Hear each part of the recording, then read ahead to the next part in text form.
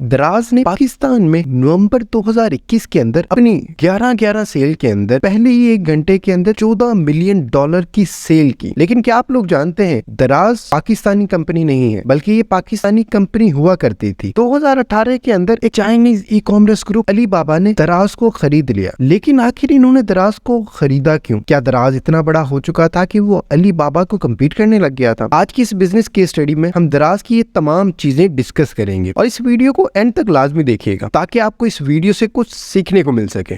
और अगर आपने अभी तक चैनल को सब्सक्राइब नहीं किया तो लाजमी सब्सक्राइब करें ताकि इस तरह की जो मजीद केस स्टडी वीडियोस हैं वो आप तक पहुंचती रहें।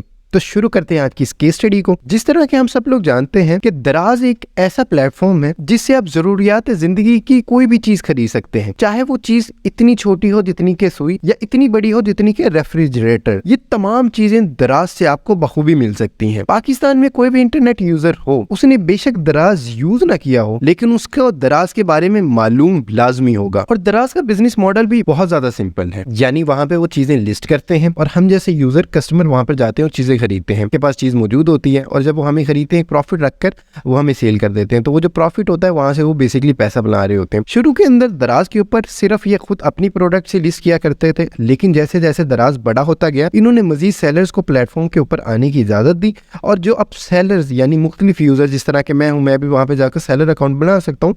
तो जितने मुख्तलिफ सेलर्स वहां पर मौजूद हैं वो जो अपनी प्रोडक्ट सेल करते हैं तो उस प्रोडक्ट के सेल करने के एवज प्रॉफिट की कुछ जो परसेंटेज है वो दराज उनसे ले लेता है। तो अब दराज अपनी भी चीजें बेच रहा है और बहुत ज्यादा सेलर्स भी मौजूद हैं जो अपनी चीजें सेल करते हैं, तो जो प्रॉफिट है दराज उनसे भी लेता है। तो ये दराज का रेवेन्यू मॉडल है या बिजनेस मॉडल हम कह सकते हैं। और अगर बात की जाए दराज के फाउंडर्स की तो उनमें पहले आते हैं मुनीम मेयर, और ये फाउंडर भी हैं बाइकिया के भी, जो एक बहुत मशहूर प्लेटफॉर्म है जिसे हम लोग जानते हैं। और बाय द वे इसके ऊपर मैं फ्यूचर के अंदर बिजनेस केस स्टडी भी जल्दी करने वाला हूँ। मुनीम ने अपना जो कैरियर था वो इन्वेस्टमेंट बैंकिंग से शुरू किया न्यूयॉर्क में 2001 के अंदर। और इनके जो दूसरे को फाउंडर हैं उनका नाम है फरीद शाह। फरीद शाह ने BS ऑनर्स किया था लम से और इनके पास MBA की भी डिग्री है NCERT से और बाहर कुछ काम करने का एक्सपीरियंस भी है। और इन दोनों ने मिलकर ही दराज का प्लेटफॉर्म जो था वो लॉन्च किया था। दराज का बनाने का जो इनिशियल गोल था या इनिशियल जो मकसद था वो ये था कि एक ऐसी वर्चुअल मार्केट प्लेस बनाई जाए जहां पे कोई भी पाकिस्तानी जाकर कोई चीज़ जो वो खरीदना चाहते हैं उसको ऑर्डर कर सकें और उन्हें इस चीज़ का इत्मीनान होगा जो चीज़ उन्होंने ऑर्डर किया है वो उन्हें मुनासिब कीमत के पर मिली है और उनके साथ कोई स्कैम नहीं होगा। यानी ऐसा नहीं होगा कि उन्होंने अगर कपड़े मंगाए हैं तो कपड़ों की जगह पत्थर रख के उन्हें दे दिए जाएँ, जो कि पाकिस्तान में पहले बहुत ज़्यादा हुआ करता था, यानी स्कैम बहुत ज़्यादा हुआ करता था। तो मेन गोल यही था कि ऐसी वर्चुअल प्लेटफॉर्म हो जहाँ पे स्कैम ना हो और कॉन्फिडेंस के साथ कोई भी यूज़र आके कोई चीज़ खरीद सके। और अगर बात की जाए दराज के सबसे बड़े एडवांटेज की और सबसे बड़े डिसएडवांटेज की, फर्स्ट मूवर एडवांटेज ये होता है कि कोई भी चीज़ आप सबसे पहले लॉन्च कर दें, लेकिन इसमें डिसएडवांटेज आपका ये बन जाता है कि आपने कोई चीज़ लॉन्च तो कर दी लेकिन यूज़र उससे अवेयर नहीं होते, उन्हें नहीं पता होता कि किन सर्कमस्टांसेस या किन यूज़ केसेस के अंदर इस चीज़ को यूज़ करना है। फॉर एग्जांपल अगर दराज ने लॉन्च किया ऑनलाइन तो बहुत ज़्यादा लोग ऑनलाइन शॉपिंग करना ही नहीं चाहते थे या उन्हें ऑनलाइन शॉपिंग करनी ही नहीं आती थी, तो दराज के लिए बहुत ज़्यादा हर्डल भी बन गया था। दराज की अगर बात की जाए तो दराज जब लॉन्च हुआ तो 2 बड़े इन्हें प्रॉब्लम इन्हें देखने के मिले। एक तो लैक ऑफ इंफ्रास्ट्रक्चर था, यानी पेमेंट गेटवेज नहीं मौजूद थे, आप ऑनलाइन ट्रांजेक्शन उस तरह से कर सकते थे। इसी तरीके से डिलीवरी के लिए जो कॉरियर सर्विसेज होती हैं वो भी मौजूद नहीं थी। और तीसरा ये कहें कि जो मार्केटिंग चैनल थे वो भी कोई इतने ज़्यादा मौजूद नहीं थे क्योंकि सोशल मीडिया बाकी चीज़ें ग्रोइंग फेज के अंदर थी। और जो सबसे बड़ा इन्हें डिसएडवांटेज था वो ट्रस्ट ऑफ कस्टमर्स था, क्योंकि जिस तरह पहले बताया गया पाकिस्तान की जो मार्केट थी, वर्चुअल मार्केट थी, उसके अंदर फ्रॉड बहुत ज़्यादा कॉमन था। और इसी मसले को तो सॉल्व करने सर में दराज आया था, लेकिन दराज ने इनिशियली ट्रस्ट तो बिल्ड करना था कस्टमर, तो उनके लिए ये भी बहुत बड़ा मसला था कि वो ट्रस्ट को किस तरीके से बिल्ड कर सकें। लेकिन इन मसलों को हल करने के लिए दराज ने क्या किया कि दराज ने मुख्तलिफ जो डिलीवरी प्लेटफॉर्म से जो डिलीवरी प्रोवाइड करते थे या इस तरह की सर्विसेज देते थे उनके साथ मुआहिदे किए, उनको इंगेज किया। इसी तरीके से जो डिजिटल मार्केटिंग है वहाँ पे बहुत ज़्यादा फोकस किया, सोशल मीडिया मार्केटिंग के ऊपर वहाँ बहुत ज़्यादा इन्वेस्टमेंट शुरू कर दी और उसको बड़े अच्छे से ये लेकर चले। तो जो ब्रांड अवेयरनेस वाली चीज़ थी वो काफ़ी हद तक यहाँ से कवर होगी। और इसी के साथ साथ उन्होंने बहुत सी कस्टमर फ्रेंडली जो थी वो पॉलिसीज़ अपनाए, यानी रिफंड की पॉलिसी को वो ले आए। आप 7 दिन की रिफंड पॉलिसी आ गई, 14 डेज़ गारंटी भी आ गई। इस तरह की मुख्तलिफ उन्होंने ये चीज़ें की कि लोगों का जो ट्रस्ट है वो भी ज़्यादा से ज़्यादा बिल्ड हो और वो ज़्यादा से ज़्यादा जो क्वालिटी चीज़ है वो प्रोवाइड करना शुरू करें। फिर इन्होंने अपने जो कस्टमर सपोर्ट सेंटर थे वो मुख्तलिफ शहरों के अंदर जो है वो बनाना शुरू कर दिए, ताकि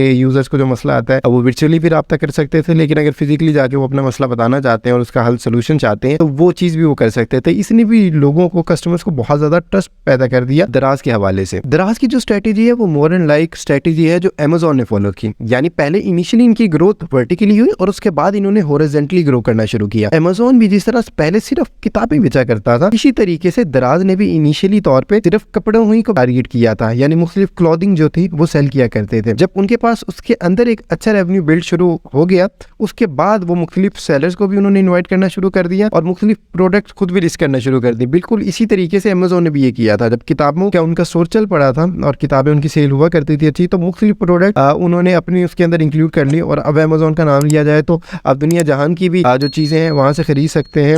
लेकिन सिर्फ आपको ये ख्याल नहीं आता कि अमेज़न सिर्फ किताबों के बारे में। तो यहाँ पे ये चीज़ भी इंपॉर्टेंट है कि पहले वर्टिकली ग्रो करें, यानी एक नीश के अंदर पर्टिकुलर के अंदर, और उसके बाद फिर आप हॉरिजॉन्टली दूसरी डायमेंशंस के अंदर भी जा सकते हैं। दराज 2012 के अंदर बनी थी और इनिशियली जो पहले 3 साल थे उसके अंदर दराज ने बहुत ज़्यादा ग्रोथ की। और अगर हम बात करें 2015 का जो फाइनेंशियल ईयर था उसके अंदर दराज के पास तकरीबन $4.9 बिलियन का रेवेन्यू था, तो कि जो बहुत ज़्यादा ग्रोथ थी। तभी दराज ने ये डिसाइड किया कि नाउ वी हैव रेवेन्यू, और उन्होंने उसके बाद मल्टीपल जो सेलर्स थे उनको अलाउ कर दिया कि वो भी आए और इस प्लेटफॉर्म के ऊपर अपनी लिस्टिंग करें और अपनी प्रोडक्ट को सेल करना शुरू करें। दराज का असल मकसद यहाँ पर ये था कि उन दिनों पे सोशल मीडिया, इंस्टाग्राम और फेसबुक की जो शॉप्स थी, लोग वहाँ पर पेजेस बनाते थे और मुख्तलिफ चीजें सेल करते थे। तो दराज आ रहा था बजाय ये कि वो सोशल मीडिया पे सेल करें, उनके अपने पास कस्टमर्स मौजूद हैं, तो व्हाई नॉट वो उस कस्टमर को आके सेल करें। तो बिल्कुल इसी तरीके से हुआ, मल्टीपल सेलर्स को उन्होंने वहाँ पे अलाउ किया, लोग आए। अब जो लिस्टिंग वो किया करते थे उसके एवज भी दराज ने उन्हें चार्ज करना शुरू कर दिया और जो उनकी प्रोडक्ट सेल हो रही थी उसके एवज भी दराज एक परसेंटेज ले रहा था, प्रॉफिट दे रहा था प्रोडक्ट के सेल होने के ऊपर भी। तो मल्टीपल जो सेलर्स थे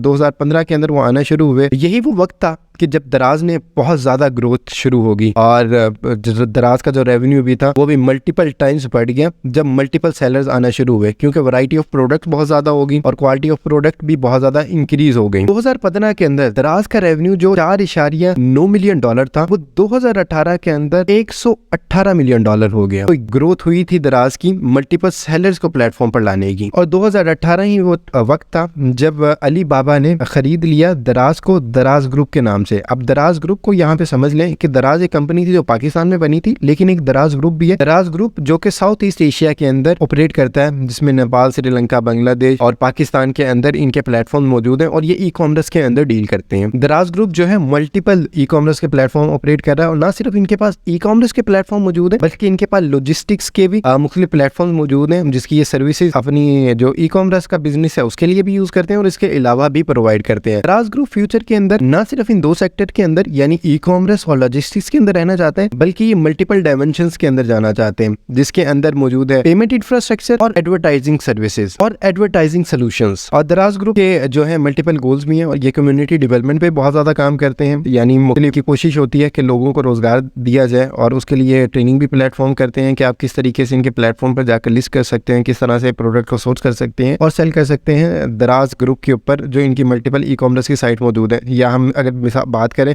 यानी दराज पाकिस्तान के ऊपर आप किस तरह से जाके सेल कर सकते हैं, तो बहुत ज़्यादा ये उसके ऊपर काम कर रही हैं। इसके अलावा भी मुख्तलिफ चैरिटी के अभी प्रोजेक्ट्स दराज ग्रुप के अंदर चलाए जाते हैं, ना सिर्फ पाकिस्तान के अंदर बल्कि नेपाल, बांग्लादेश, श्रीलंका, जहाँ पे ये मौजूद है, तो वहाँ पे ये बहुत ज़्यादा कम्युनिटी वर्क भी कर रहे हैं। तो ये स्टोरी थी दराज की। और अगर हम आ जाएं कंक्लूजन के ऊपर दराज के बारे में, तो इसमें से हमें सिंपल देखने को मिलता है कि जो दराज के लिए एक बहुत अच्छी चीज़ थी वो फर्स्ट मूवर एडवांटेज था, लेकिन वो काइंड ऑफ उनके लिए डिसएडवांटेज भी रहा। लेकिन अच्छे मार्केटिंग चैनल्स को यूज़ करते हुए, प्रॉब्लम्स को अच्छी तरह से सॉल्व करते हुए और रेवेन्यू बिल्ड करते हुए उन्होंने इस चीज़ को ओवरकम कर लिया। और जैसे ही उनका रेवेन्यू यानी बढ़ता गया, तो उन्होंने जो डिसीजन थे, बिजनेस डिसीजन थे, वो बहुत ज़्यादा अच्छे लिए।